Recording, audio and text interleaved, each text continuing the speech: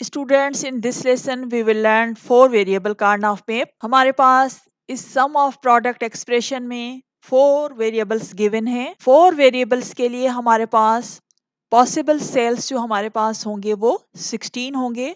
इनको हम इस तरह से मैप करेंगे कि इस साइड पे हम लिखेंगे ए बी और इस साइड पे कॉलम साइड पे हम लिखेंगे सी एंड डी और इनकी एड्रेसेस कुछ इस तरह से हम मैप करेंगे कि 0 0 A complement B complement A complement B 0 1 1 1 A B and A B complement. C D के लिए भी इसी तरह से 0 0 C complement D complement 0 1 C complement D 1 1 C D and 1 0 for C D complement. हमारे पास ये एक्सप्रेशन है, इसके ये जो बाइनरी टर्म है ये हमने इधर रख दी है 0 0 0 1 A complement B complement C complement D A complement B complement C D और A complement B C complement D. ये इस तरह से हमने ये पूरा इसका जो बाइनरी फॉर्म बना के रखा. इन पोजीशन पे क्या होगा, 1 पुट करेंगे. In sum of product term in position पर क्या होगा, इनका आउटपुट क्या होगा, इन पोजीशन पर 1 होगा. तो हम देखते हैं कि सेल में इनकी एड्रेसेस कहाँ पर मैप करती हैं. तो ये पोजीशन हो गई 0 और ये हमारे पास 1 पोजीशन बनेगी. देखें ये A0 B0 C0 एंड 1. इस इधर देखें तो हमारे पास क्या होगा A B 0 0 C 1 1 A0 B0 C1 और हमारे पास D 0. यहाँ पर देखें तो 0 1 0 0 ये ए बी की वैल्यू और ये सी एंड डी की वैल्यू. तो हमारे पास सेल एड्रेस ये बन जाएगी 0 1 0 0 4th, ये 5th पोजीशन होगी, ये 7 ये 6 12 13 15 14 8 9 11 एंड 10. तो ये इस तरह से जब हमारे पास 4 वेरिएबल कार्नाफ मैप होगा तो उनकी सेल एड्रेसेस जो होंगी उनकी जो मैपिंग होगी वो हम कुछ इस तरह से लिखेंगे 0 1 2 3 4 5 6 7 8 9 10 11 12 13 14 8 15.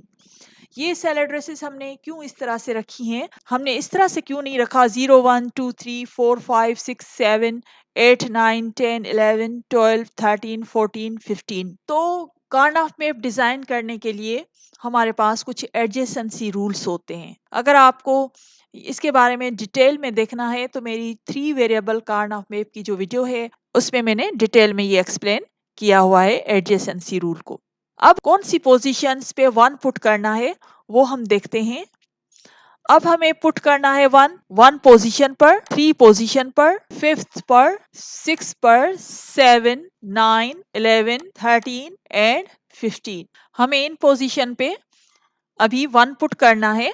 तो देखते हैं 1 3 5 6 7 9 11 13 एंड 15. इसके बाद हमें क्या करना है कि ग्रुपिंग करनी है. ग्रुपिंग के लिए आप लोगों को पता है कि जितना मैक्सिमम वंस का ग्रुप हो उतना बेहतर होता है. बूलियन एक्सप्रेशन जो होती है वो सिंपल बनती है. इनपुट जो हमारे पास वेरिएबल्स होते हैं वो एलिमिनेट हो जाते हैं तो हमारी बूलियन एक्सप्रेशन जो होती है वो सिंप्लीफाइड बनती है. तो जितना मैक्सिमम बड़ा ग्रुप बनाएं उतना बेहतर होगा.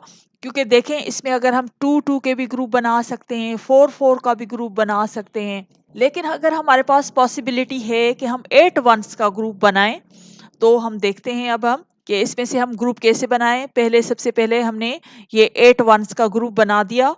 ठीक है, तो जितना ग्रुप मैक्सिमम हो each group should be as large as possible. तो जितना बड़ा ग्रुप हो उतना बेहतर है. तो हमने 8 वंस का ग्रुप बना दिया. अब हमारे पास ये सिंगल वन रहता है तो इस सिंगल वन को भी हम क्या करेंगे, ओवरलैपिंग से इसका भी ग्रुप बना देंगे. नेक्स्ट स्टेप है कि हम इससे बूलियन एक्सप्रेशन इवेल्युएट करें. तो अगर हम इसमें देखते हैं, इस ग्रुप को देखते हैं तो इसमें हमारे पास ए कॉम्प्लीमेंट बी टर्म हमारे पास बचेगा क्योंकि इसमें ए और बी का कोई भी कॉम्प्लीमेंट नहीं आ रहा जिसकी वजह से हम एलिमिनेशन कर सकें.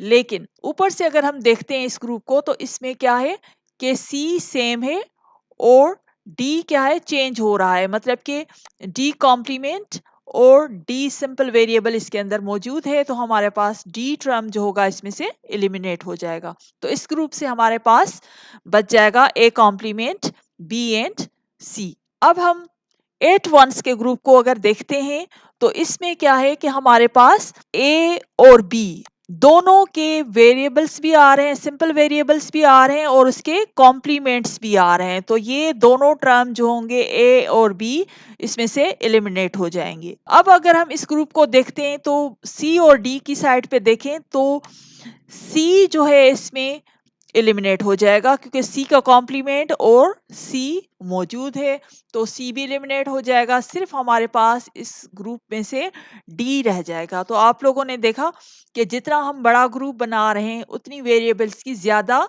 एलिमिनेशन हो रही है, हमारी बूलियन एक्सप्रेशन इतनी सिंप्लीफाइड बन रही है। तो अब हम देखते हैं कि इससे हमारे पास कौन सी बूलियन एक्सप्रेशन इवेल्युएट हुई है। तो हमारे पास ये बूलियन एक्सप्रेशन इवेल्युएट हुई। तो अब देखें इतनी बड़ी बूलियन एक्सप्रेशन की इक्विवेलेंट हमारे पास कार्नोफ मैप से हमने ये सिंप्लीफाइड बूलियन एक्सप्रेशन इवेल्युएट की। तो अगर हम इसका डिजिटल सर्किट बनाएंगे तो डेफिनेटली इस एक्सप्रेशन से जो डिजिटल सर्किट बनेगा वो ज्यादा सिंप्लीफाइड होगा as compare to this expression.